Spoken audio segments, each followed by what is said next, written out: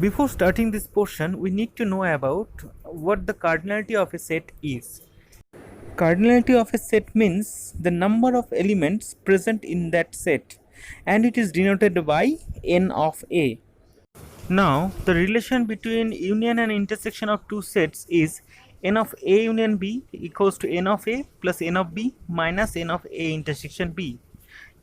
To prove this statement, we need to know about the representation of n of a, which can be written as n of a minus b plus n of a intersection b.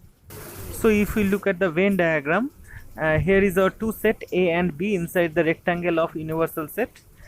This portion is the a minus b and this portion is the a intersection b. So together them it is n of a, which is nothing but n of a minus b plus n of a intersection b.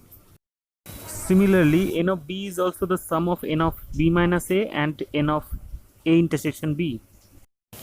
Now if I look at a union b, it's actually splitted into three disjoint sets: a minus b, a intersection b and b minus a. So we can write n of a union b is equals to n of a minus b plus n of a intersection b plus n of b minus a.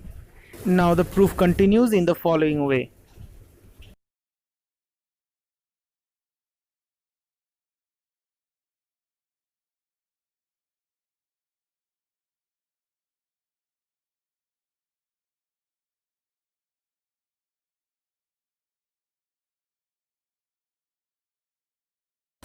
Let's take an example from your NCERT book. Here in this problem, 20 teachers teach mathematics or physics. Let's take M be the set of all teachers who teaches mathematics and P be the set of all teachers who teaches physics. Therefore, the cardinality of the set M is 12 here, as 12 teachers are there who teaches mathematics. And it is given 20 teachers are there in total who teaches either mathematics or physics. That means here the relation is either or condition. So whenever there will be either or condition between two sets, it will denote union. That means the cardinality of M union P is 20. Also, it is given 4 teachers are there who can teach mathematics and physics both. That means these 4 teachers will belong to both the set of mathematics and set of physics. So the cardinality of the set M intersection P is equal to 4. And now we have to find the number of teachers who teaches physics only.